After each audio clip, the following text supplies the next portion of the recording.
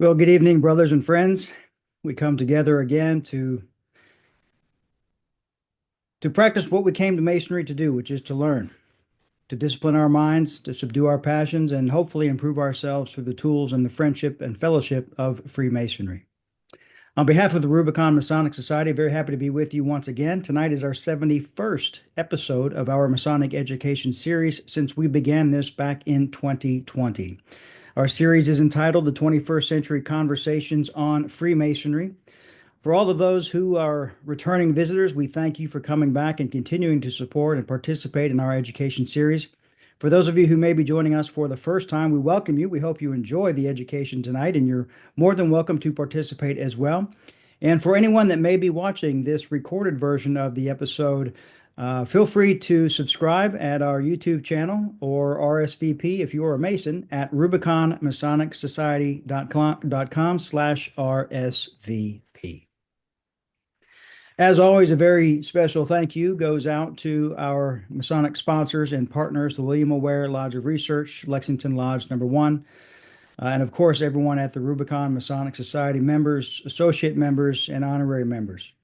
Special thank you that goes out to our executive committee, Worship Brother John Bizak, Worship Brother Dan Kemble, Worship Brother Alan Martin, Worship Brother John Sissel, and Brother Jerry Johnston. I believe I have everyone there. My name is Brian Evans, and we will now proceed with the business of the evening. Worship Brother Alan Martin, will you please do the honors, sir, of delivering an opening devotion? Certainly. Grand Architect of the universe, creator of all things, we ask for your blessing this evening as we gather once more to explore Freemasonry. Endue us with the competency of your divine wisdom, that we may be better enabled to focus our thoughts and actions as we endeavor to be an upright men and Masons. As we gather together, we praise you for this day and your purpose for it. Amen. So mote be. So mote be. Thank you, brother. Gentlemen, a few quick notes of interest, and we will proceed with the business of the evening.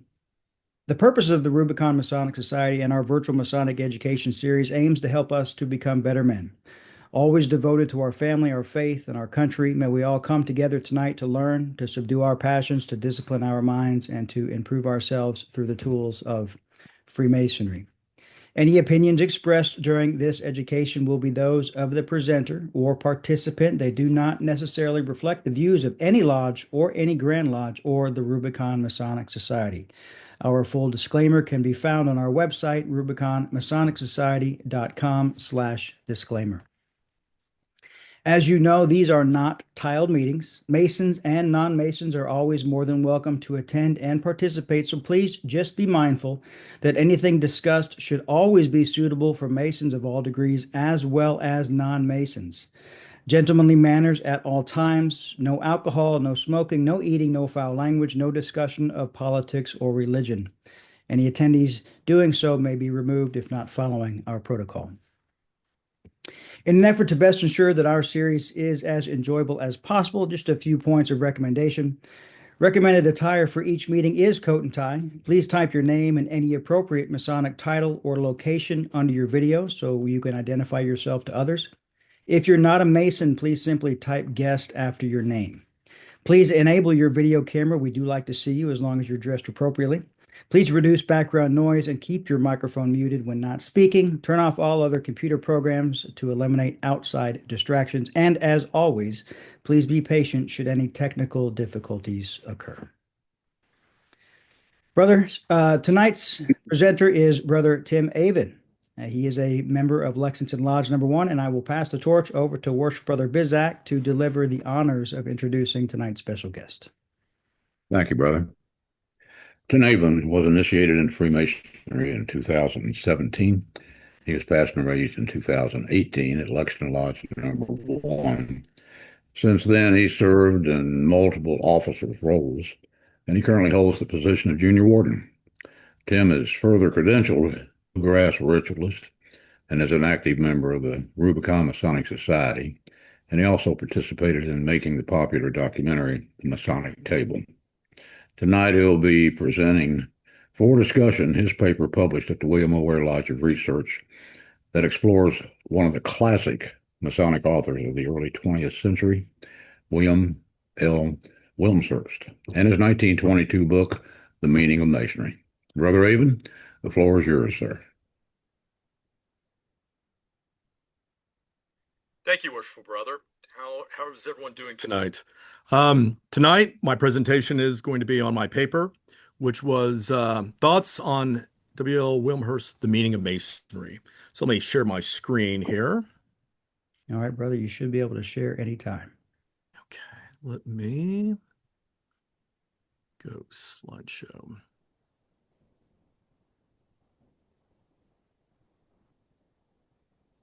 Before I read my paper, I would like to give you a bit of a background on how I approached the paper.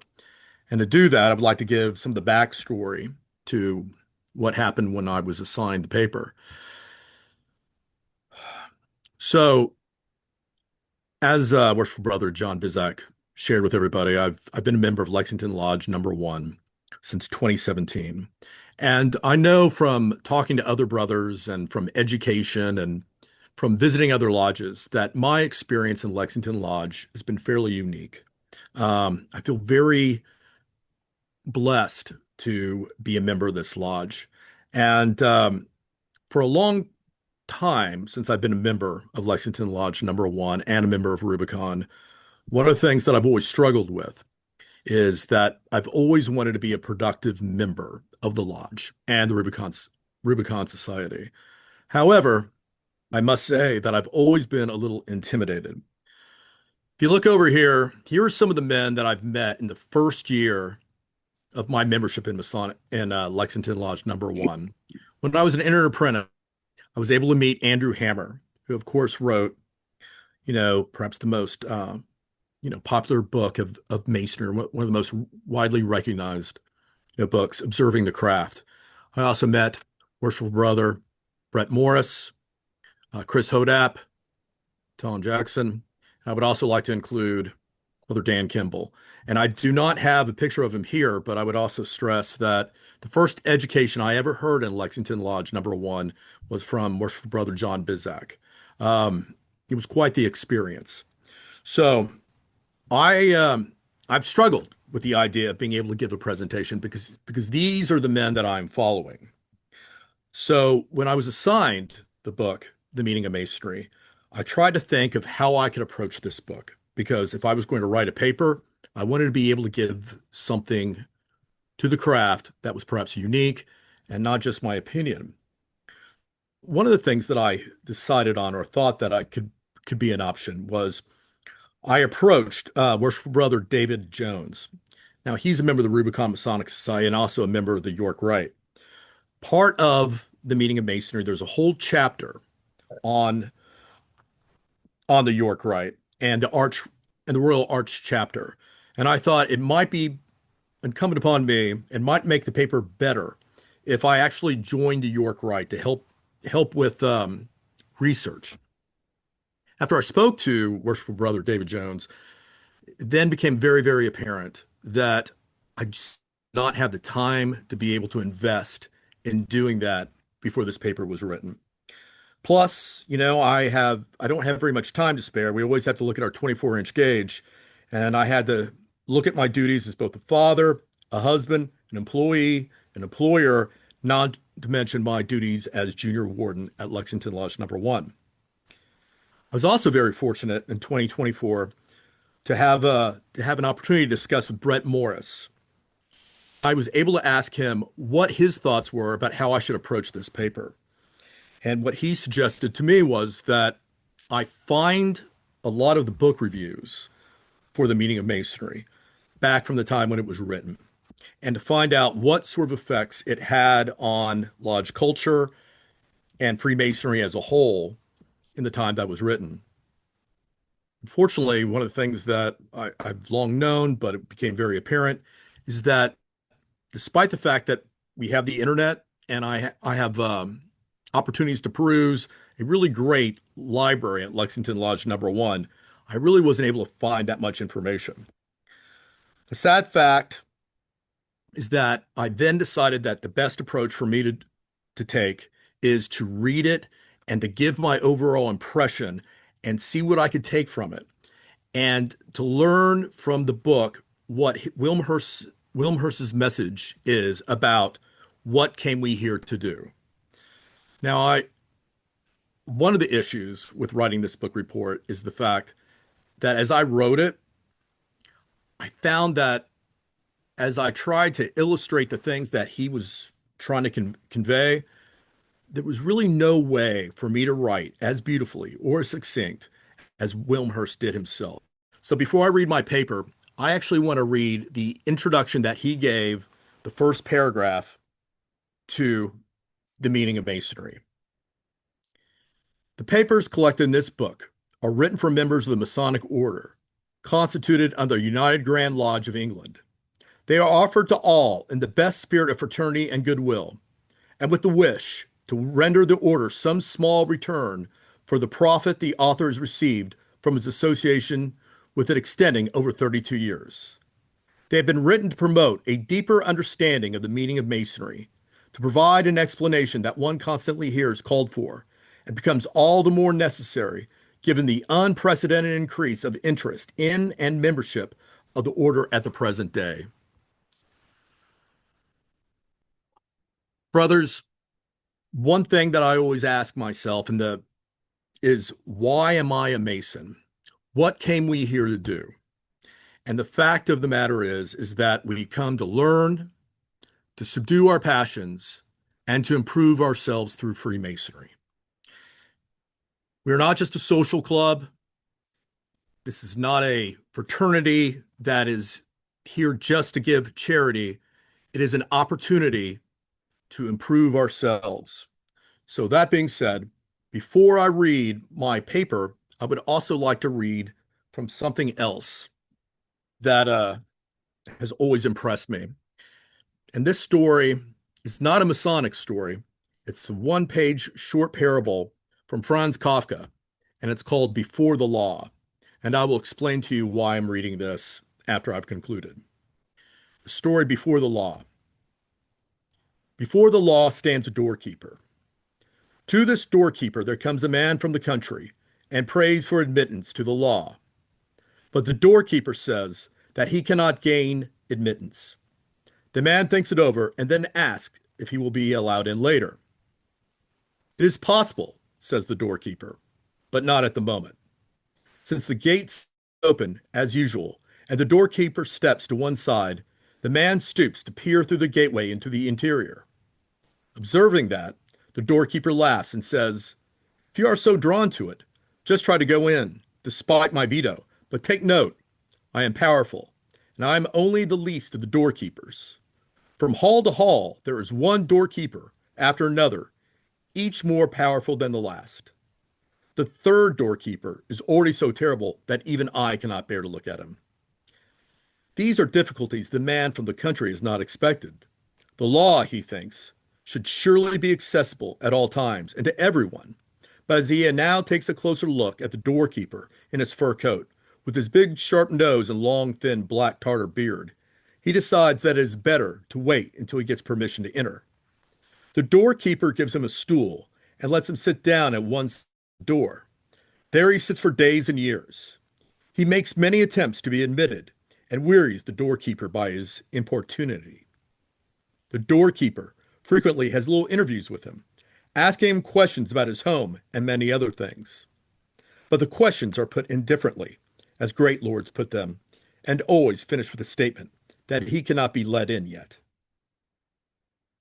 The man who has furnished himself with many things for his journey sacrifices all he has, however valuable, to bribe the doorkeeper. The doorkeeper accepts everything, but always with the mark, "I am only taken to keep you from thinking that you have not admitted anything." During these many years, the man fixes his attention almost continuously on the doorkeeper. He forgets the other doorkeepers, and this first one seems to him the sole obstacle preventing him access to the law. He curses his bad luck, in his early years boldly and loudly. Later, as he grows old, he only grumbles to himself. He becomes childish And since in his year-long contemplation of the doorkeeper, he has come to know even the fleas in his fur collar, he begs the fleas as well to help him and to change the doorkeeper's mind. At length, his eyesight begins to fail, and he does not know whether the world is really darker or whether his eyes are only deceiving him. Yet in his darkness, he is now aware of a radiance that streams inextinguishably from the gateway of the law. Now he has not very long to live. Before he dies, all experiences in these long years gather themselves in his head to one point, a question he has not yet asked the doorkeeper. He waves him nearer, since he can no longer raise his stiffening body. The doorkeeper has to bend low toward him, for the difference in height between them has altered much to the man's disadvantage. "What do you want to know now?" asked the doorkeeper. "You are insatiable." "Everyone strives to reach the law," says the man. "So how does it happen that for all these many years, no one but myself has ever begged for admittance?" The doorkeeper recognizes that the man has reached his end, and to let his failing senses catch the words, roars in his ear. "No one else could ever be admitted here. Since this gate was made only for you, I am now going to shut it." That small parable, that short parable, has always resonated with me, and it has many different meanings and many different interpretations. But the reason why I bring that before I talk about the meaning of Masonry is because in the fable, before the law, the man knocks at the door. He tries everything that he can to gain admittance, and he is refused. And the difference between that story and that of the meaning of Masonry is that the men that knock at the door of Freemasonry, who do what they need to do to be admitted, they are not met with frustration, but with light. So that being said, this is my paper, Thoughts on the Meaning of Masonry. Imagine you are a member of the oldest and most storied fraternal organization in existence. You're gratified that members are becoming better informed about the intent and purpose of your fraternity, attributing its popularity and explosive growth to this increased focus on its methodology. You are Walter Leslie Wilmshurst, and in 1922, you write in the introduction to your collection of 5 essays titled "The Meaning on Masonry" that the Masonic craft has grown to dimensions undreamed of by its founders, and its present rate of increase, its potential and influence in the future are quite invaluable. It is clear from those words that despite the surge of public favor towards the craft, he feared the implications of its rapid growth and the ability of its members, both present and future, to absorb, exemplify, and inculcate its true purpose. Wilmshurst understood that a lodge's purpose is not to serve merely as a meeting place for men to enjoy a meal together, nor an almshouse, but rather as a university with a syllabus and curriculum designed to lead a man to a spiritual regeneration, equipped with the symbolic tools to assist in the quest for perfection. He recognizes that most Masons in his time were as uninformed about the true purpose of the craft as someone who has never even considered knocking at the West Gate or expressed any interest in what lies behind it. Wilmshurst wrote, "The modern Mason is as little qualified to understand the subject as the man who has never entered the lodge." Wilmshurst wrote The Meaning of Masonry as a token of appreciation for the brotherhood, as well as for both the intellectual and spiritual benefits he gained from its membership. He hoped that it could assist in furthering the progress and growth of Masonry and its members, serving as a useful roadmap to assist the craft with reaching its potential. Envision Wilmshurst's intentions here, and then imagine him transported to our age, the early 21st century, and being directed to visit the website of the Lodge of Living Stones, 4597, located in the province of Yorkshire, West Reading, a lodge he established in 1927 to promote the esoteric teachings of Freemasonry. He would read the following on the landing page. We have not had a grand orator since 2009, and the deeper interpretation of our rituals and ceremonies seem to be lost beneath the social and charitable aspects of our fraternity. Now is the time when the craft most needs a deeper appreciation of its latent teachings.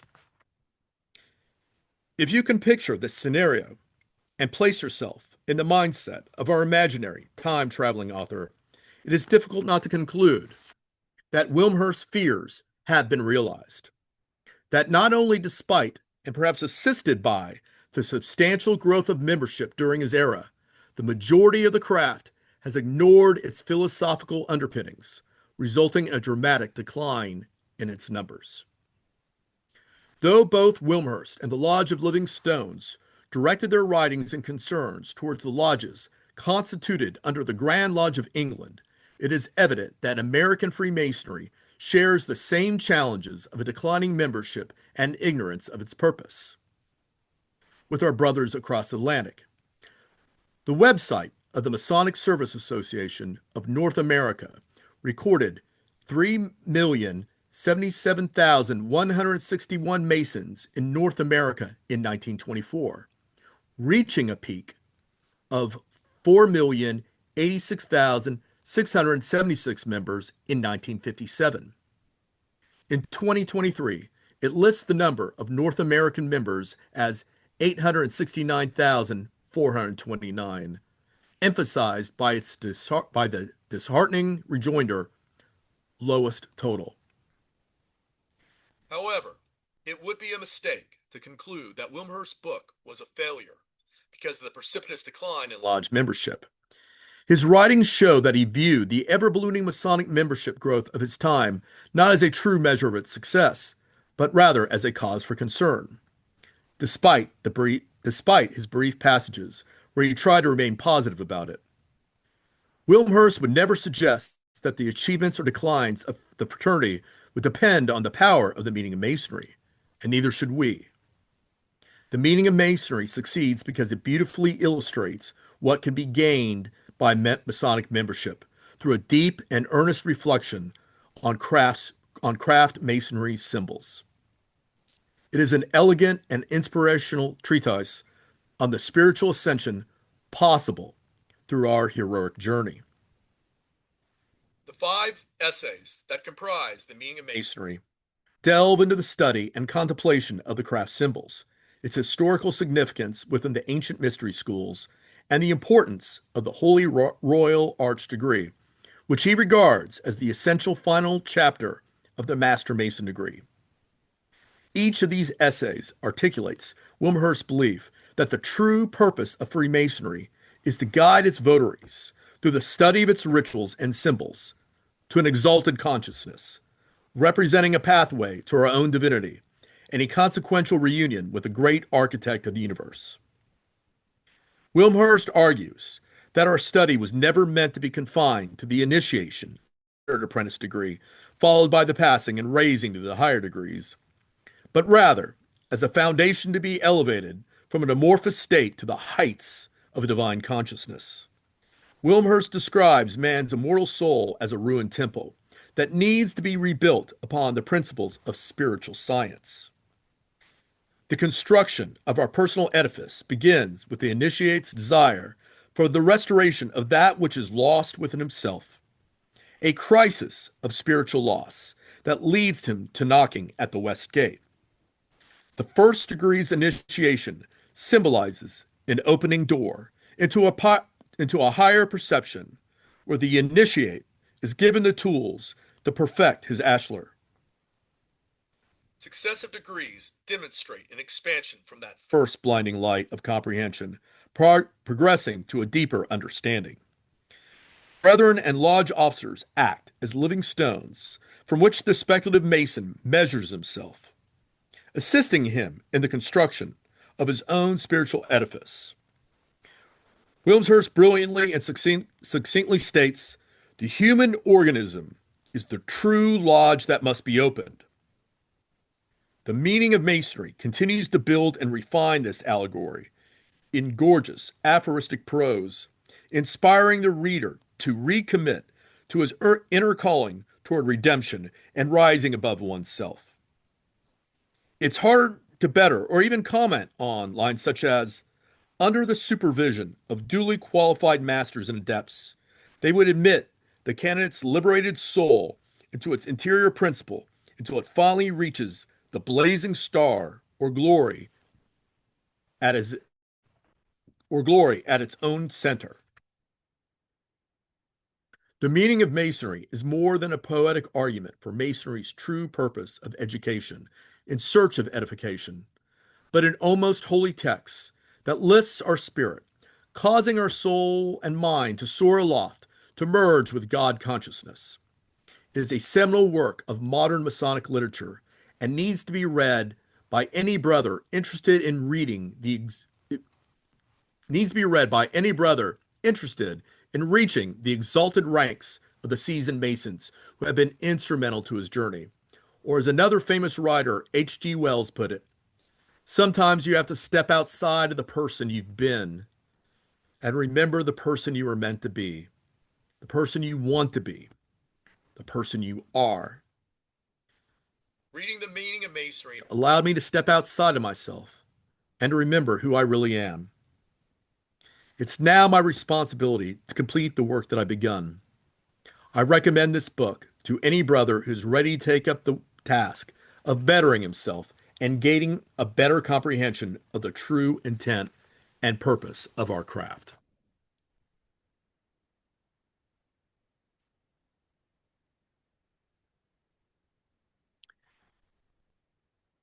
Before we go on, and before I open it up to general discussion, I would like to talk a little bit about my experience at Lexington Lodge No. 1 and how it has had such a tremendous impact on me. January 29th, back in 2008, January 29th, on a snow ride back from Rome, Georgia, with a friend of mine from Oklahoma City, we were discussing our fathers.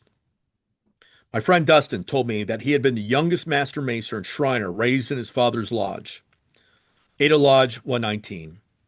His father, Don,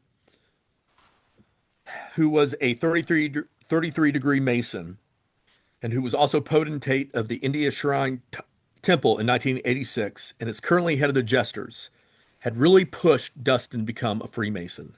I had no idea what being a Freemason meant, and so I asked him. He asked me if I knew who the Shriners were. I asked if they were the men in the funny hats, and he said yes. After that discussion, there was something planted in my mind and in my heart. I felt a calling to research and find out more about this fraternity. But you know, as I said earlier, looking through the internet or YouTube or all these other things, all these other modern tools that we often use for research, I was really never able to find out anything. It was all very confusing. At some point, and this was years later, it's in 2016, and I had really bad insomnia, and I was unable to sleep. And I woke up in the middle of the night and started going through my phone, and I found a little story that was trying to find the origins of Friday the 13th. And one of the origin stories, or one of the proposed origin stories, was that back on Friday, October 13th, 1307, scores of French Templars were simultaneously arrested by agents of King Philip, later be tortured in locations, into admitting heresy and other sacrilegious offenses in the order, and then they were put to death. That same article then said that there are some people that believe that the Freemasons come from the Templars. Of course, now I know that that's really not true, but it did cause me to look a bit further. And there I discovered that Freemasonry is an ecumenical fraternal organization of men working towards their own betterment, who could discuss anything of importance as long as it wasn't religion or politics. I couldn't believe that this organization actually existed. It sounded too perfect. So I reached out to my friend Dustin, and I said, Dustin, I hate to ask this of you, and I hope it's not too presumptuous. How do I become a Freemason? And Dustin shared with me, well, you've just done it. You have to ask. So that's what I did. Dustin reached out to another friend of his, a gentleman, Brother Brian Pumphrey, who had the Grand Lodge of Oklahoma reach out to the Grand Lodge of Kentucky. I did not hear back from the Grand Lodge of Kentucky, so eventually I made the decision to call the Grand Lodge of Kentucky on my own, which is what I did. When I called the Grand Lodge of Kentucky, they gave me a number for Lexington Lodge No. I left a message, and that very day, the lodge secretary called me back and invited me to a dinner. At that point, after going to the dinner, I decided that I was going to petition, which is what I did on January 5th, 2017. I went through the investigation committee, and Brian, worshipful brother Brian Evans, was on that investigation committee. And one of the things that Brian asked me was, why do you want to be a Mason? And I shared with him that I really didn't know how to answer that question. The fact was that when I had come to the dinner at Lexington Lodge No. A former master, he was master at that time, Lyle Van Uter, said to me, Tim, I'm going to make a suggestion to you. There is so much misinformation out there about Freemasonry. It can ruin the experience for you.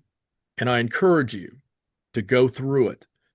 And as someone who is learning and growing and seeing it for the first time, without all the preconceptions that things that you're going to read on the internet are going to give you. And so I decided to follow that advice. So when Brian asked me that, I really wasn't sure what Freemasonry was. But I did tell him that if I was allowed to be a member, that I would be a productive member and that I would give back to the lodge. So that being said, after the investigation committee came back, I was allowed, or I was initiated into Lexington Lodge No. For those who do not live in Kentucky and who live in different jurisdictions, entered apprentices cannot sit in open lodge until they are raised to the degree of Master Mason. Um, so what I was part of a class of four other men. We would come eat dinner, and then afterwards we would wash the dishes. But we were always invited back in to the lodge for an education, which they had open to us as EAs. And as I shared earlier, I still remember going into the lodge and John Bizak giving a presentation. And as I sat there in the lodge, I thought to myself, I can't believe how remarkable this is. For $240 a year, which is what our dues were at the time, I can sit and come to these meetings and get this wonderful syllabus and this wonderful instruction, this wonderful education. And I couldn't believe how fortunate I was. Later that year, I visited a lodge in Canada. And when I visited that lodge, hold on, I'm sorry, I'm getting a little ahead of myself. Um, I then was able to experience, the opening and closing of a lodge because they do open it up to the EAs, the entered apprentices. Masonry for me has been not only an experience of educating my mind, but also my soul. And part of that has been through the friendships and the living stones of my fellow members. And not just the members of my lodge, but of the fraternity as a whole. Back in 2022, we had a Masonic conference here in Lexington, Kentucky. And there was a gentleman, Jean-Claude Matier. He came to our conference. He was a brother from Arizona, and they were staying at the Hilton, which is where I told the members, or I told the employees at the Hilton, that if anything ever happened at the hotel, to please notify me. And if anything was lost at the hotel, to notify me. Uh, the hotel got a call from Jean-Claude, and he had lost a ring. It had been turned into lost and found, and so I found it. And I called him and I said, "Brother, I have your ring." And I said, "I'm going to send it to you." And he said, "Well, let me send you money." And I said, "No, no, no, please, please don't do that. Um, just let me send you the ring," which is what I did. Um, After I sent him the ring, he then mailed to me the timepiece that you see right here. And he wrote to me the following letter. Dear Brother Timothy, in the graveside prayer of the third degree ritual used in Arizona, it says, seeing that his days are determined, the number of his months is with thee. Thou hast appointed his bounds that he cannot pass. The number of my months, hopefully plural, is getting much smaller than those granted me so far, and I feel pressed to share the little wisdom I acquired over the course of my Masonic life of 35 years. I'm 82 and a half years old now. The decimals of my age take on another meaning nowadays, and I have way more time behind me than ahead of me. I'm going to use this time bit to introduce you to something that I've started to do daily at high noon. I have set a daily telephone alarm at 11:59 a.m. I use the minute left before noon to prepare myself for a pause dedicated to reflection. During this pause, I reflect on the past 24 hours of my life, since yesterday at high noon, and the things I've accomplished or not learned, the people I met and visited with, those I'd like to meet or talk to, etc., and try to measure the degree of my accomplishments and gauge the reasons why some were achieved. In short, I evaluate how good or not were these 24 hours. This leads me to set up some goals for the next 24 hours in light of the use made of the last ones, and I will do the same tomorrow. My most productive uses of this system generated from many pleasing serene times and believe unbelievable self-improvements. I picked noon because I'm a night owl, and being a retired single, my sleeping times are varied and unconventional. It is difficult to keep up with this system, but it is so beneficial that it rationally convinces me to apply it consistently. I came to an almost definite conclusion that time and life are one and the same. We know that time keeps on going after death. Hence, there is still life after death. Pretty simple, isn't it? I know that you did for me what I would have done for you under similar circumstances, but wanted you to remember your gesture beyond the simple brotherly act that it was. I do not remember if the watch can or has worked in the past, but it is right twice every day within 5 seconds. I had it for a long time in the vest of my tuxedo and was often used as a pretext to introduce my high noon system. Both are yours now, with brotherly love and affection from Jean-Claude Montier.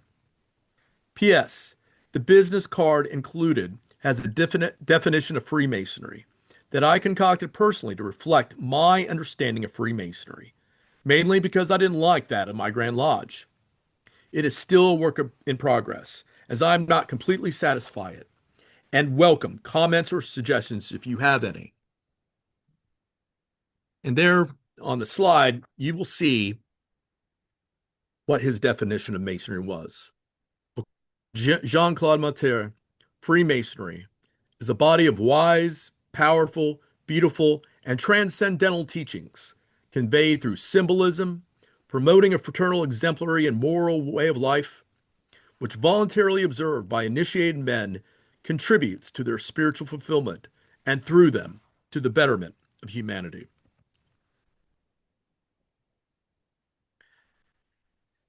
You know, when I showed that letter and that watch to my wife, she was stunned. I cannot think of any other opportunity for me to experience something of that depth other than Freemasonry. On this slide, you'll see the some of the different lodges that I visited. And there's a quote from Andrew McBride from his book, Speculative Masonry. Where we cry, is there neutral ground where all these conflicting elements may be hushed to peace, and where all good men of all conditions, creeds, and color may meet in the bonds of brotherhood. There is only one spot on earth we know of that fulfills that condition, and that is here in the Masonic Lodge. Up in the top, you'll see Britannia Lodge number 144, Victoria, Canada. That is the lodge that I visited back in 2017 when I was in EA. The left-hand corner, some of my brothers joined me in visiting Prince Hall Lodge number 8 here in Lexington, Kentucky. In the middle, there's my friend Dustin and his father, Worshipful Master Don Wallace. And to the right, you'll see me and some other brethren from Lexington Lodge number 1 visiting Devotion Lodge, another lodge here in Lexington, Kentucky. And in the right-hand corner, you'll see me meeting one of the lodge officers of the Canadian Lodge. And you can see I'm wearing the EA apron. It was really a great experience when I went there.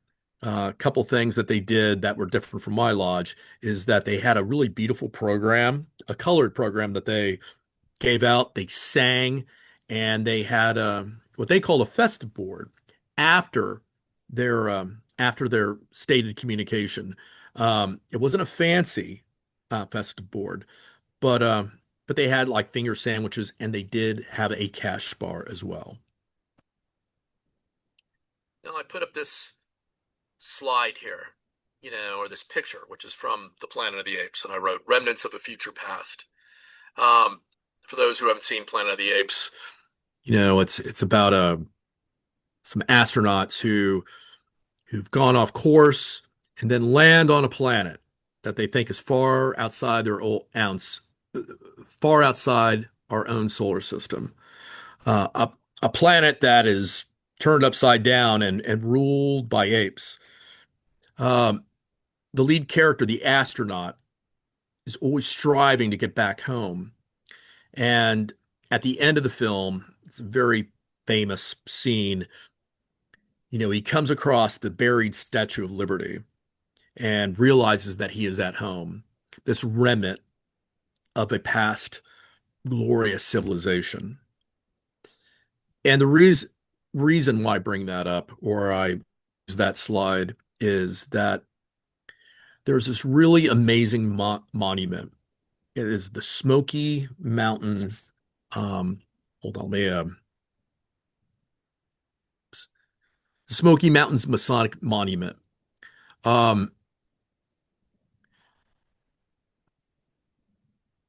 Outside, if you can, it's outside of Maggie Valley, North Carolina. And if you look at there's a picture of a path. It's off this road, it's kind of hard to find. And when you go up there, you find these stairs and lead up to this monument. And I've got a link to the monument later on.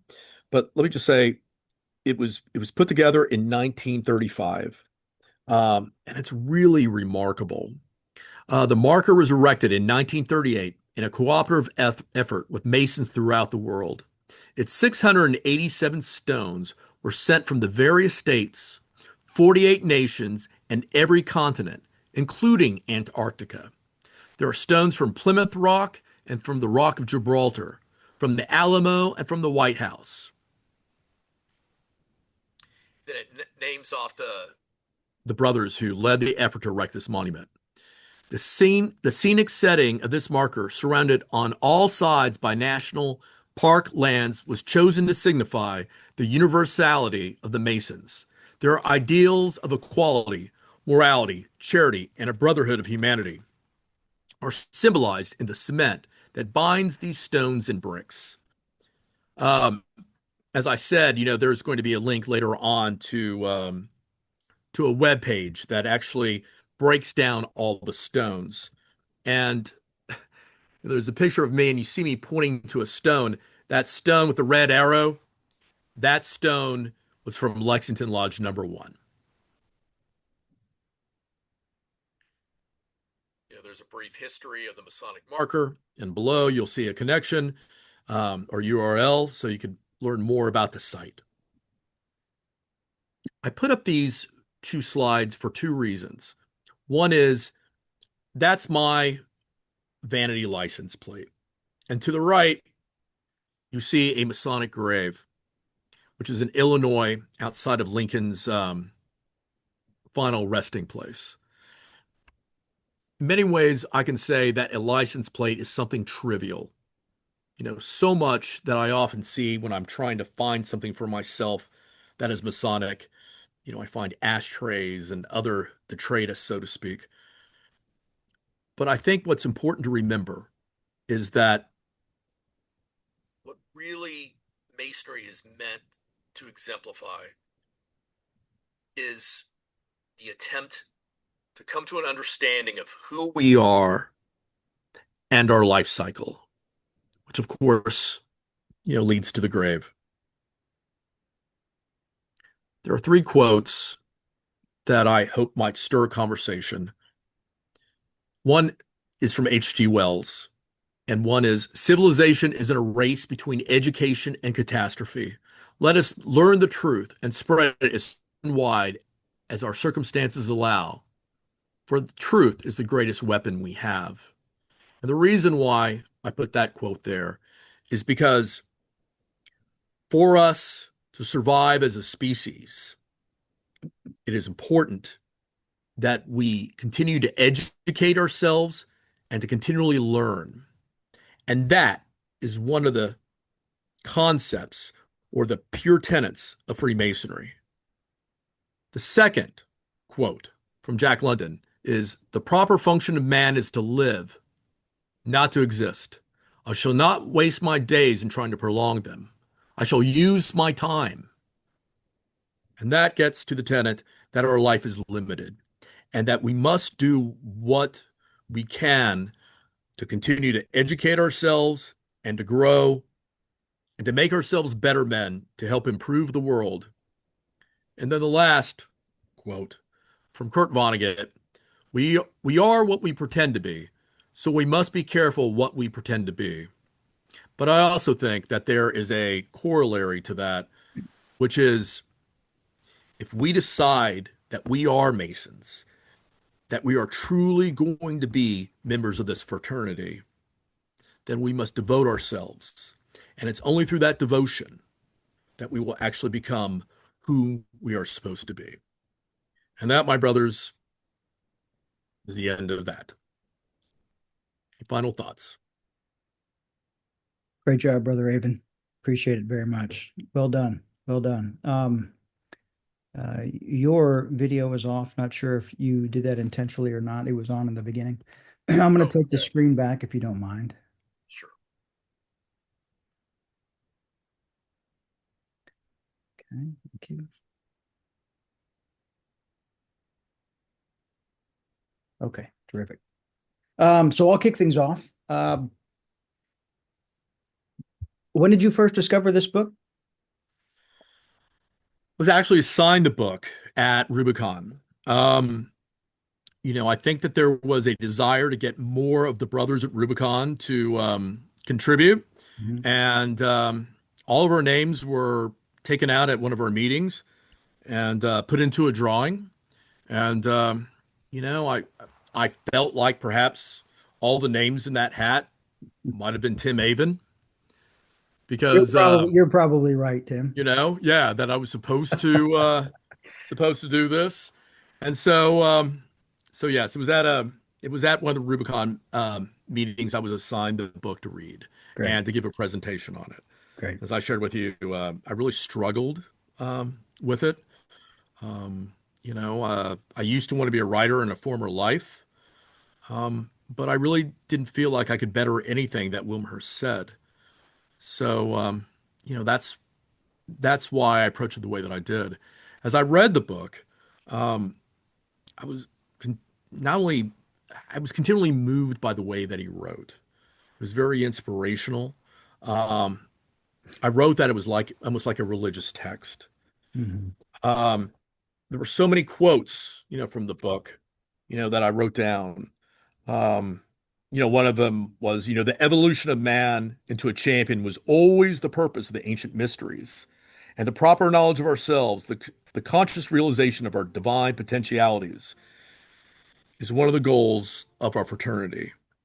So, reading it, I saw that I wanted to recommit myself to my own betterment. Mhm. Do you think if Wilmshurst was writing today, either rewriting or writing for the first time this book, it would be any different? And if so, how?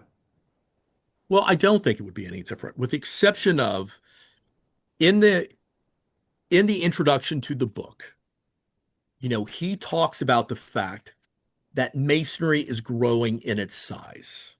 Um, Let me see.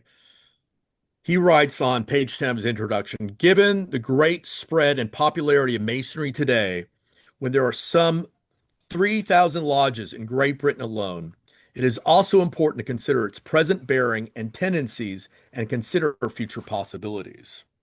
So I do think he would come to it with perhaps a knowledge that if he wrote it today, that the the result, one of the reasons why I believe Freemasonry has diminished is because it does not focus on the true meaning of Masonry. So, aside from the introduction, where he shared this idea that Masonry had grown and was continuing to grow, um, I believe that the text that he wrote would remain the same because the tenets of Freemasonry are immutable. They do not change. Okay. All right, great. Brothers, if you have any questions or comments to discuss here for this evening's topic, you can raise your virtual hand somewhere on your screen or type it in the chat box, or you're welcome to chime in when appropriate. Um, any parts of the book, Tim, that you struggled with or disagreed with at all? The one chapter that I really struggled with was, the story, the chapter on the Royal Arch, because I'm not a Royal Arch Mason. Yeah.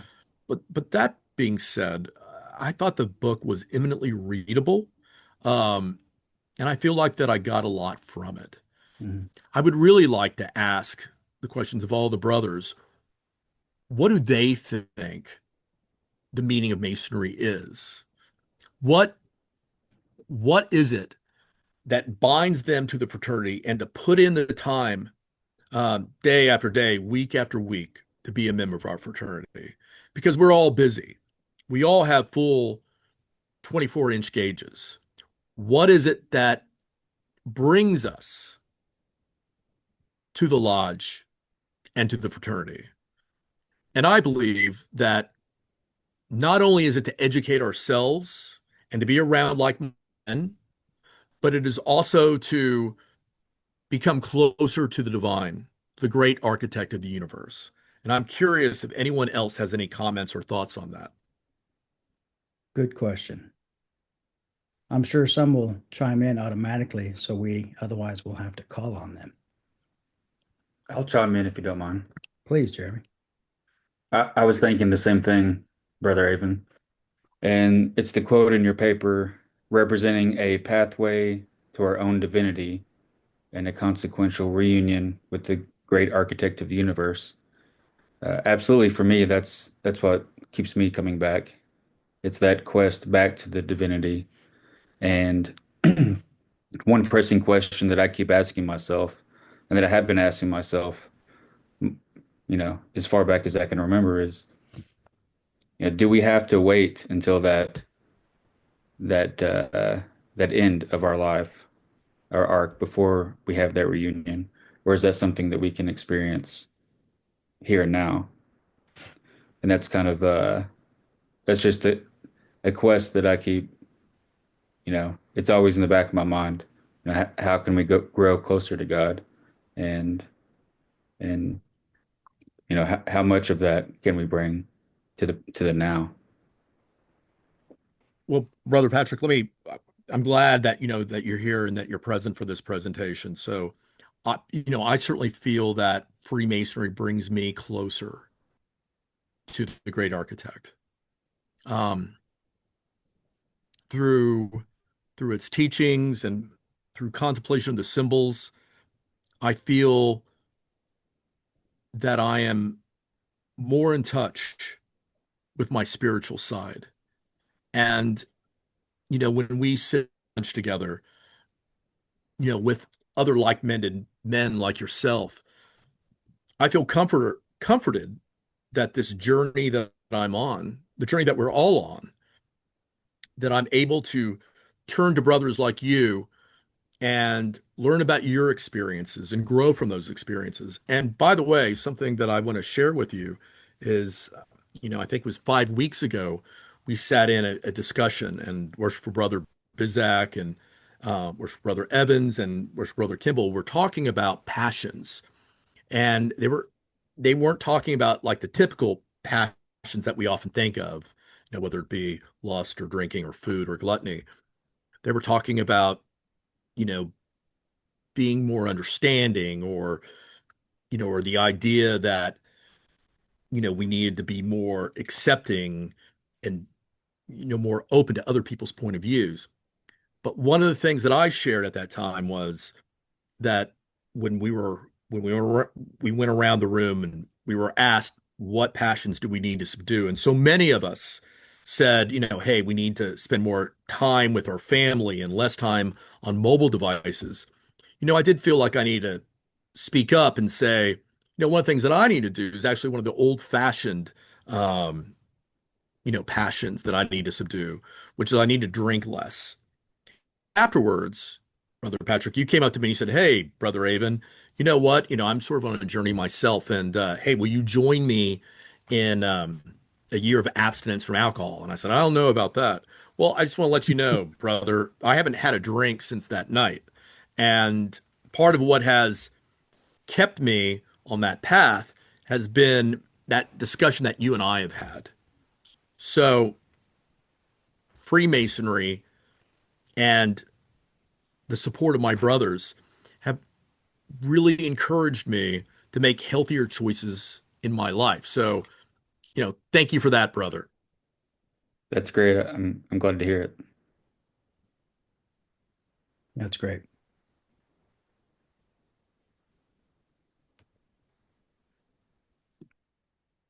He mentions the true purpose. Well, let's go back to your question. Your question is better.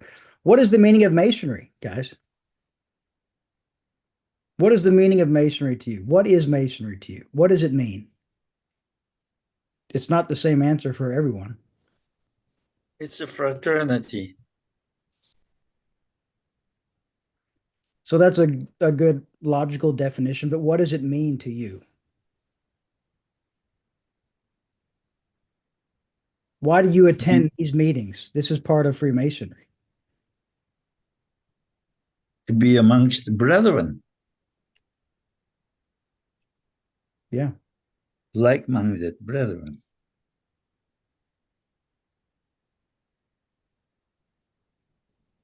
Is the reason why we all joined, you guys joined, is it still the same reason why we participate and continue to come back?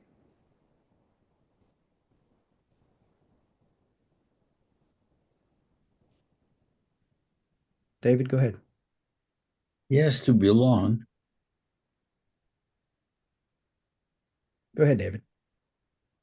Hey, Brother Brian and all the other brothers, and Tim, outstanding presentation. He said he was a little worried today, and I don't know what he was worried about when I was talking to him. It was outstanding. So when I wrote down the question that Tim asked, it was what brought me to Masonry or to Freemasonry, and I said, and I'm sitting here thinking, I was like, I just don't feel I have reached my potential yet. And I was really lucky to find, I shouldn't say lucky, because I feel like it was determined for me to find Freemasonry. But I need other men to challenge me. Our last meeting, we had a really good challenge thrown out. And and that's a good thing. I need to be challenged. And, I always thought I was at least, I guess, religious, as people would say. I knew the words in the book. I knew what they meant. But another thing Freemasonry has really helped me with is to internalize the Word of God and really at least examine it better. But yeah, so those are sort of the three things. That's good. Potential, and I think Freemasonry will help me reach my potential. I need other men to challenge me in order to reach whatever potential that may be, and just the teachings have, opened up a new way for me to examine the Word of God. So that's it. Brother Crickard, hey, thank you for your comments. And really, one thing that I really appreciate about what you said was, I asked, what Masonry means to you. But I also meant, and I think you answered this question for yourself here, what you just said, is what keeps us as Masons? Mhm. Why do we continue to come back? And you said to continue to improve yourself and measure yourself against other men. And I think that is one of the central tenets. So, in his introduction, Wilmshurst says Masonry was designed to teach self knowledge. It is not to be acquired by the formal passage through 3 or more degrees in as many months, a difficult path of lifelong and strenuously pursued study. That is what we are supposed to do. And I believe that is the purpose of Masonry, a difficult path of lifelong and strenuously pursued study with other like-minded men.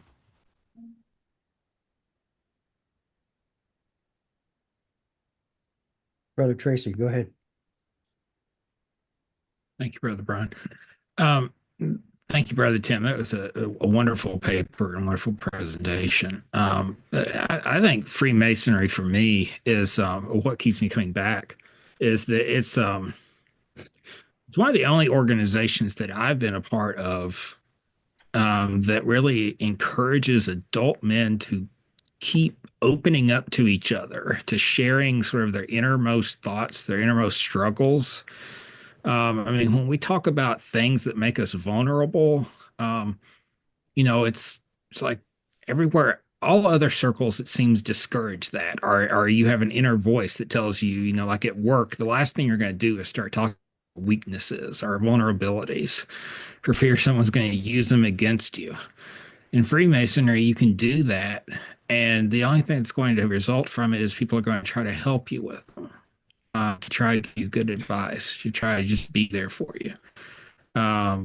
It seems like it's an organization that really it promotes caring amongst each other, and there's just not a lot of organizations these days that do that, in my opinion.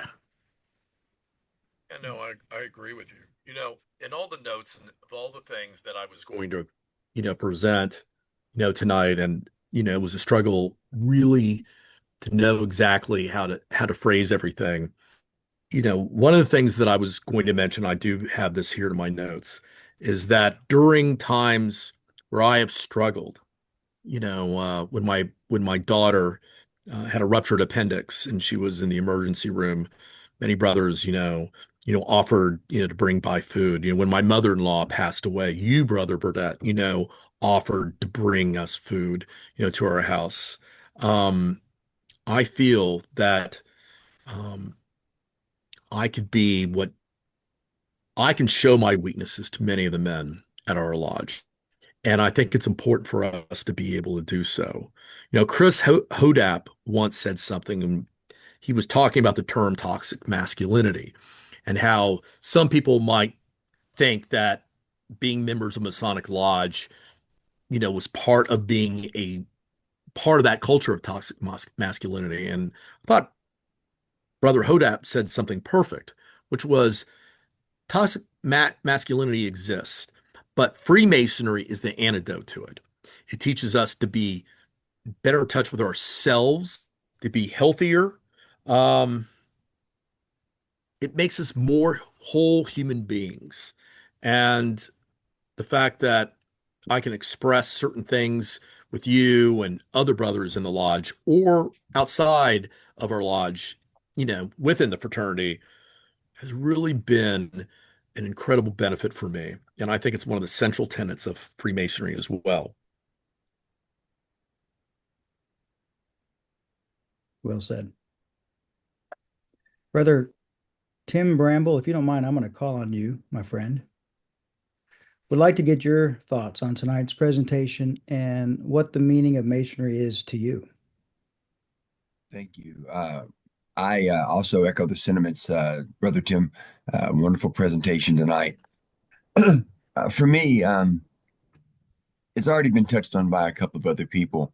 That idea of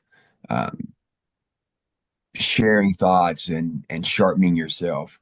The reason I come back every week, the reason I look forward every meeting, the reason I look forward to doing things, the reason I'm expanding what I'm in is I'm just so happy that I've found some men that are talking about difficult subjects or just deep thinking and not just surface level, did you watch the game?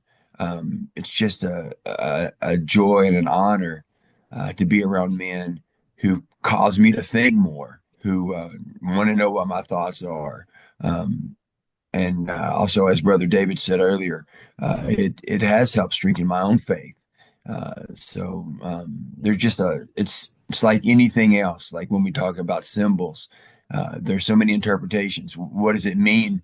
What does Masonry mean to any man? Even each man can have 4 or 5 different threads that they start to pull on. So that's kind of where I am right now.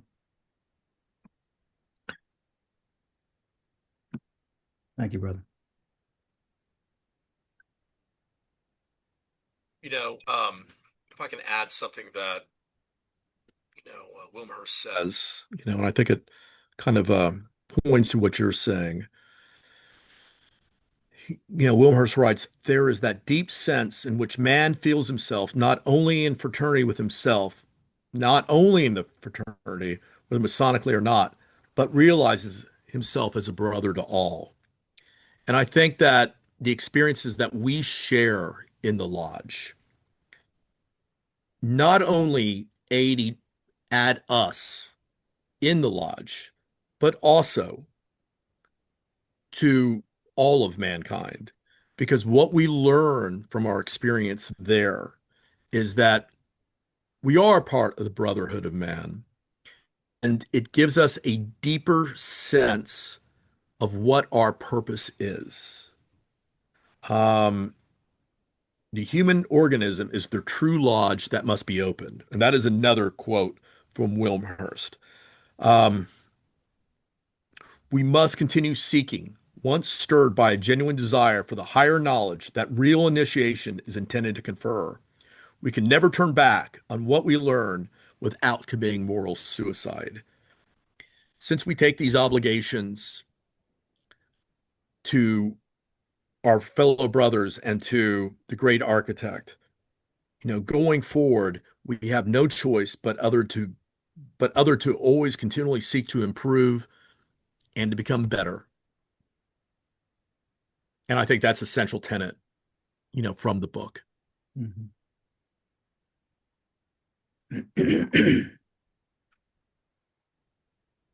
I think the answer is in the title itself. The meaning of Masonry is Freemasonry gives us all meaning.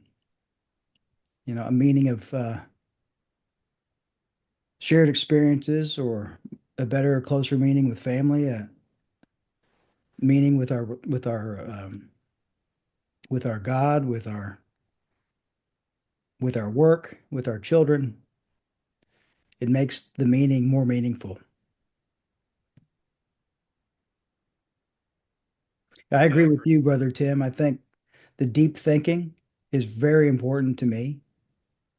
If it wasn't a challenge, if it didn't make me think, if it was just barroom talk, which it is in many cases, I certainly would not be a Freemason. I think we're all great pieces of iron or stone trying to get better, like what David Cricker just said. We're trying to be the best version of ourselves we can possibly be. And I think no matter, even if you're the most introverted person in the world, you still enjoy the fellowship of Freemasonry because we all need it. We have to have fellowship and companionship and trust, and Freemasonry, it provides that when you find the right home and the right men, for me. Something that I felt when I became a member of Lexington Lodge, and again, it was very early on in my Masonic career, was that I was struck that this organization, I think, holds out more hope for humanity than any other organization that I know of. The message is so important, so pure. And, I think there's a reason why, if you look at, our history and some of the great men in the United States, and not only in the United States, but in Central America, South America, and Europe and Africa, is that Freemasonry has been a positive force throughout the world. It just stuns me that it's not more highly recognized.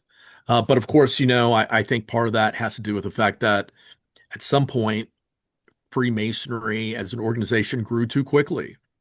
And I often use the term, it's almost like a franchise that expanded too fast, and in doing so, lost perhaps some of the quality of what it was trying to produce. And I think that the product had been weakened, perhaps, at least here in North America and apparently in England as well. It takes time to be a Mason. I mean, it's a lifelong pursuit. Mhm. It's not something where you just go and sit and you don't participate. You have to be an active participant. You have to be Yep. an active student. You have to be an active learner um, for it to really bring to fruit what it's supposed to bring to fruit. That's a key point. I think you nailed it right there. Um, you're not going to absorb this by putting a book under your pillow at night. You absorb this by participating. We all could be doing other things right now, but here we are talking about Freemasonry and learning from each other. So you have to attend. If you want to get healthy and get stronger or get better or lose weight, well, you got to go to the gym and you got to eat better. There's an effort that has to be taken place if the goal that you want is to be obtained, no matter what that goal is. That's right. Hi there. Go ahead. Yeah, thank you. Yeah, I'm Jan Jansen. It's a Dutch name. I'm so superficial if you listen to my reason or occurrence to become a Mason. It took me 40 years. First time application was not accepted. The second time my wife sent the visitors away. And the third time in 40 years, I finally made it. And I became a Mason. I always wanted something that belongs to me. I sort of felt it was ecumenical. We grew in the Netherlands, dirt poor family, unemployed father, 10 children, 2 bedrooms for all of us, that sort of thing. So something that belongs to me, and I'm a very ardent Mason. I never miss a meeting, Lodge or Scottish Rite or Star. I've had so much satisfaction. I read a lot, not anymore. I'm 98, but I'm very grateful to Masonry. It has given me so much. That's what I want to tell you. Yes. So egotistical, somewhat, but I read a lot in the beginning. But yes, we were Roman Catholics from the Netherlands. My father was a zealot, great man. But yeah, to acquire Masonry, and it belongs to me. And so are my friends, brethren. I love every moment, every minute. So thank you for listening. You're welcome. Thank you for sharing. One or two more questions or comments, brothers. Where's Brother John? Where's Brother Dan? Did you guys have anything to add or comments to make? I'd like to make a comment. First of all, thank you, Tim, for a very well prepared walk through Wilmshurst and your journey as well. You're an excellent spokesman about the value of Freemasonry. The question you asked, Brian, about what is the meaning of Masonry? I believe you find the meaning of Masonry through its nature and its purpose, and that is to make men better, happier, by teaching them and by diffusing knowledge among them that brings them closer to the Creator. There's a lot of moving parts in that, but I think that sums it up. And again, as you've heard me say before, if Masonry is going to mean anything to a man and he to it, he must spend some time with it. Yeah. Well said. Thank you, John. Worshipful Brother Brian, echo the remarks to congratulate Brother Tim on an excellent presentation. I enjoyed that very, very much. You know, if somewhere in this great cosmos, W.L. Wilmshurst is aware of what we're doing this evening, if he heard Brother Tim Aven say, reading the meaning of masonry made me want to be a better man, then I think he'd have to nod in satisfaction about that. And I think he'd have to say that's exactly what I was trying to do. So if that's your response to Wilmshurst, Brother Tim, then I think you've done exactly what he had hoped for. Well, thank you. You know, And to illustrate the relevance of the meaning of Masonry to the times in which we live, I don't think that Wilmshurst ever used these words, but in the past several years, our conversations have included a certain phrase that we've started using with more and more frequency, and that phrase is seriousness of purpose. And I don't think Wilmshurst ever used those words, but that's certainly what he wrote about, I think. Yep.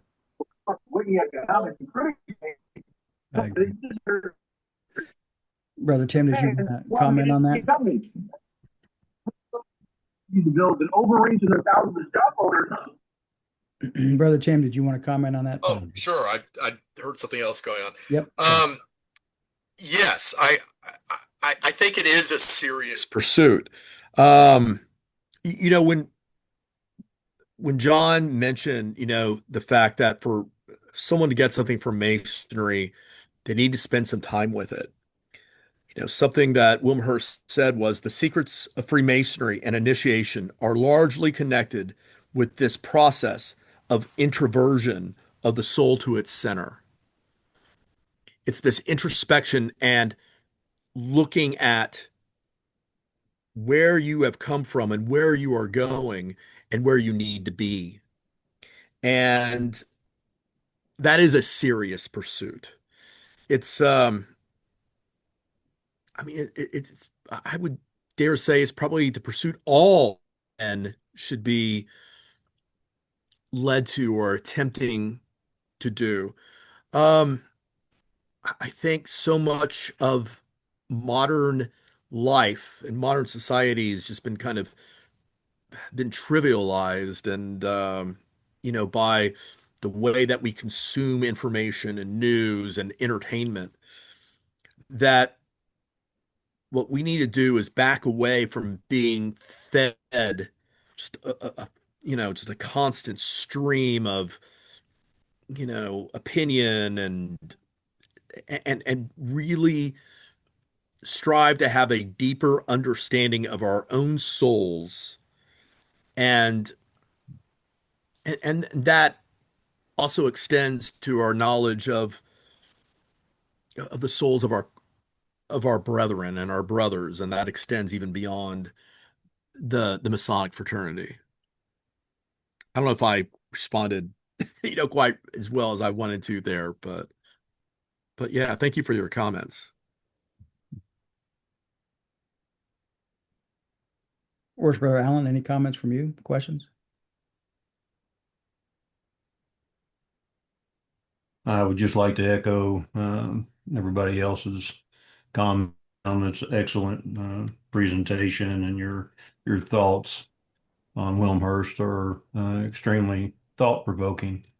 I did not find it strange that when you asked the question, what is the meaning of Freemasonry to you, that I could hear a pin drop.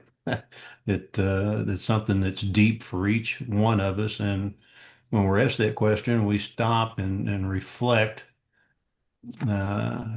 internally as to what it actually brings to us um, in the area of value. And worshipful Brother Dizak rightly stated that you have to spend time with it to for it to mean anything to you and you to mean anything to it. But I was thinking on that original question that I find Masonry for me to be a system that delivers the tools and knowledge necessary for me to actively practice self-discipline, live a rewarding life, and come closer to God. And Tim, I think you delivered that message eloquently tonight. Again, good job on your presentation. Thank you. Thank you. Thank you, worship brother. That means a lot coming from you. Thank you, Worship Brother. Well, Brother Aven, great job tonight. I think you've all given us food for thought to take home and think about as we look up at the ceiling tonight before we close our eyes, or maybe after we close our eyes, is what does Freemasonry mean to me? And what do I mean to it? So great job. Thank you, brother. We're going to proceed with the business of the evening. You. All right, gentlemen. Our next meeting is Monday, June 23rd, 7 p.m. The topic will be entitled Delivering the Promise of Freemasonry, Making the Conversation Personal. What that means, what I'd like to do is pass the torch to Worshipful Brother Vizak to address a little bit about what the plan is for our topic next meeting.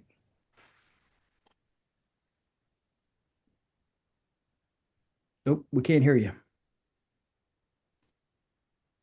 Brothers, we've had a lot of questions over the last 70 at least episodes, because we continually have comments about what's done at Lexington 1, Rubicon, and Ware Lodge of Research.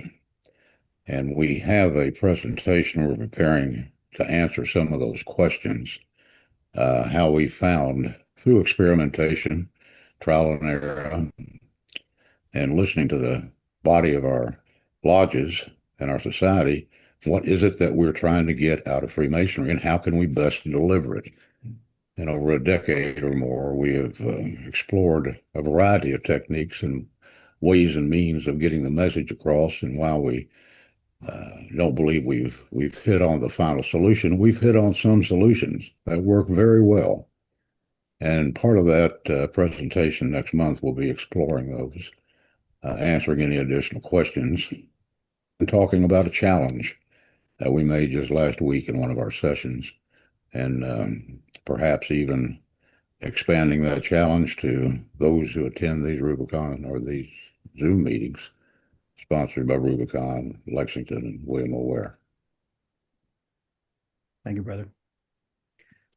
Is there a particular speaker next time, Brother Brian, or is it going to be a group presentation? What? It will be co-presented by Worship Brother Bizak and Worship Brother Kimball. Worship Brother Alan Martin. Alan, if you didn't know, you know now. Brother Jeremy Patrick. Jeremy, if you didn't know, you know now. And myself. And as Worship Brother Bizak just said, we know what we came to Masonry to do, to learn. And how this education is delivered. Some efforts are successful, some not. It's going to be the core discussion of the evening. So, let me add one thing, Brian. We aren't presenting this to say that this is the way you must do it, brothers, or that this is the best way. It is the best way we've found to do it for the men who make up the majority of our organization so far. If you can glean from it, you're welcome to do that, of course. we've come up with dozens of things that we have done over the past 5-10 years from an educational perspective, and we want to share those with you. What has worked, what hasn't worked, and what else we could do going forward. So that's the purpose of the next meeting. Regarding this challenge that you've heard a few times, Worship Brother Dan Kemble, would you please mention this to our brothers and friends? Brothers, but before I explain the challenge, I want to draw your attention to a comment in the chat box earlier. And actually, this is going to correspond to a great extent with the challenge. But if anything that you have heard this evening inspires you to want to read more either about W.L. Wilmshurst or read more of his writings, there is a website where all of his writings are accessible. That is webofhiram.org. And if you go to that site, you can download all of Wilmshurst's essays and all of his books. So they're available there. And that actually segues nicely into the challenge.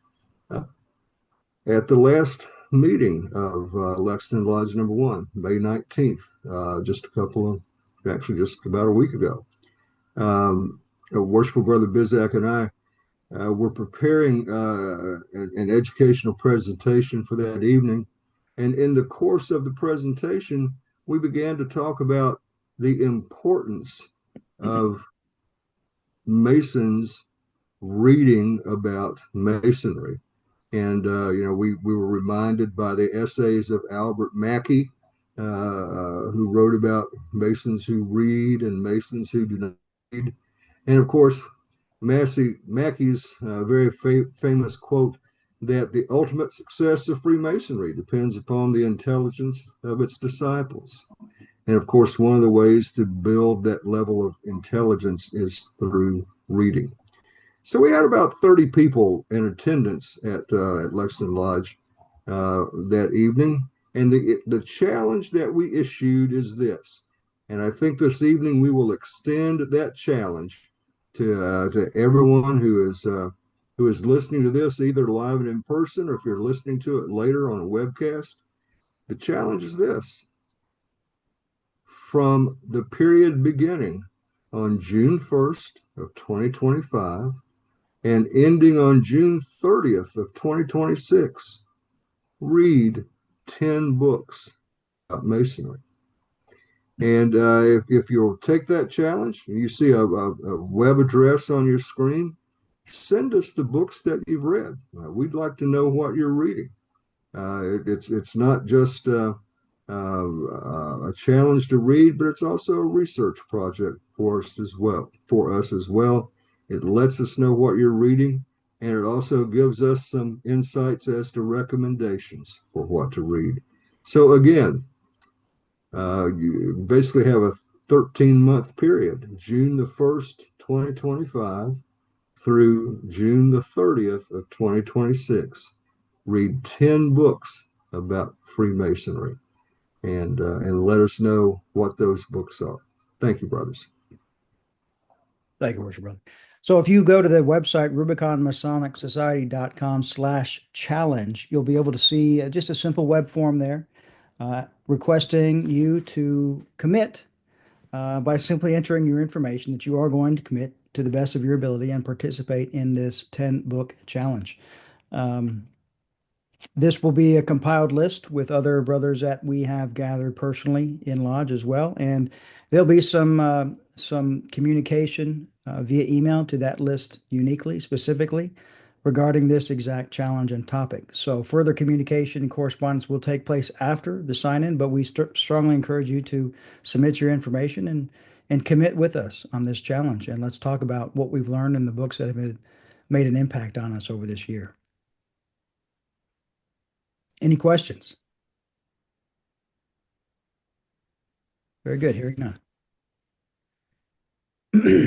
For those of you who are not aware, we are raffling off this beautiful antique Kentucky long rifle. If you go to wowraffle.org, you can buy online digital tickets. Each ticket is worth $50. This is specifically for the William O. Ware Lodge of Research. All funds go to research and education purposes at the William O. Ware Lodge of Research. We strongly appreciate and encourage everyone to buy at least 27 tickets. 25 is fine, because it does go for a great cause. And if you win this beautiful Kentucky long rifle, it's going to look great on your mantle or over your bed or wherever you want to put it. So we strongly encourage you to participate. We're getting closer to our goal, but we need your help. We need your help. So purchase some tickets, please.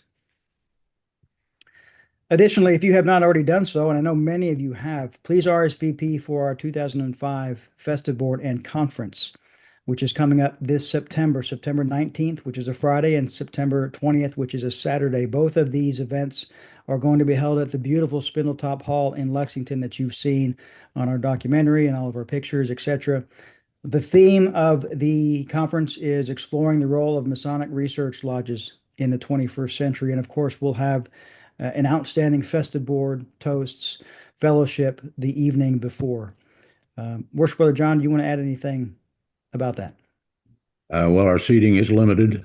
We have nationally known speakers who aren't going to speak at this conference. They're going to serve as moderators, and everybody attending is going to be a panelist.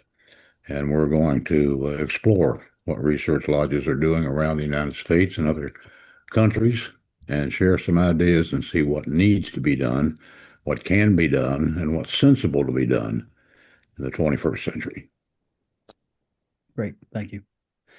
And would you mind commenting on the Philalethes Society and the relationship with the Rubicon Masonic Society? Sure. Philalethes Society founded in 1928, and it's an international Masonic research society as well as the oldest independent Masonic research society in America, North America, actually. The society was started to serve the needs of those seeking deeper insight into the history and rituals and symbols of our fraternity. And to learn more about the Philalethes, its quarterly journal that is available by subscription for individuals and for lodges. Follow the link that's on the slide right now, and I'll post that link after my comments in the chat box. And if you have any other questions, please feel free to get in touch with me. Thank you, Worship. Additionally, if you are looking for additional Masonic information, maybe some books to read as part of your challenge, you can visit thecraftsman.org. This is Worship Brother Bizak's website. Phenomenal source for information, past articles, contributions, books, resources, links, etc. So if you haven't already done so, go check out thecraftsman.org. And let's see, we'll do one more. We just want to say thank you. We've had a fair amount of donations recently. We have had one large $1,000 donation from an anonymous donor. We thank you for doing that. Every little bit does help. We are a nonprofit organization. All the money goes into Rubicon. All the money goes into education, to providing value and information to you, our Freemason brethren from all over the world. So we appreciate your support in any donations or participations in any of our events. All goes to a great cause. Any other final comments before we proceed to close? Excellent. Worship Brother Alan Martin, will you please deliver the closing devotion? Brothers, let's pray. Grand Architect of the universe, we thank you for your presence with us this evening. As we prepare to close our meeting, we ask that you continue to bless us in all of our undertakings. We ask that you guide our thoughts and our actions, fortifying every moral virtue within us. We ask that you grant us the necessary strength, wisdom, and courage as we endeavor to work for your great purposes through Masonry. Amen. Promoted B. Thank you. Our next meeting is June 23rd, Monday, 7 p.m. Eastern Time. If you know of anyone that might enjoy this series, please invite them to RSVP, RubiconMasonicSociety.com/RSVP. As we proceed to close today, brothers, I would like to take just a brief moment at the end with a video and music to honor the true meaning of what we just celebrated here in America, Memorial Day. We have a lot of veterans with us here today, and we appreciate your service. Memorial Day is a day of remembrance for the brave men and women who gave their lives to give us our freedom in the United States, and their sacrifice is the foundation of our freedom. So in their memory, that is how and why we celebrate Memorial Day. So to reflect, we will listen to a song that has long brought comfort to me personally in my heart, and hope you enjoy. So have a great evening.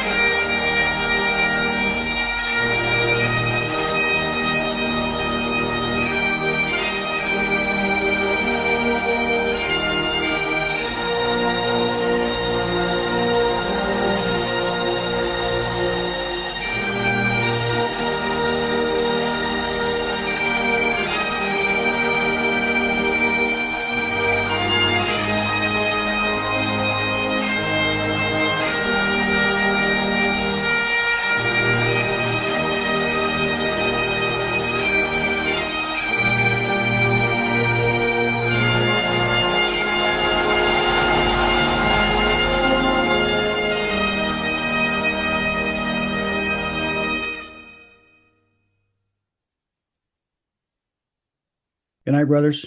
God bless Freemasonry. Right.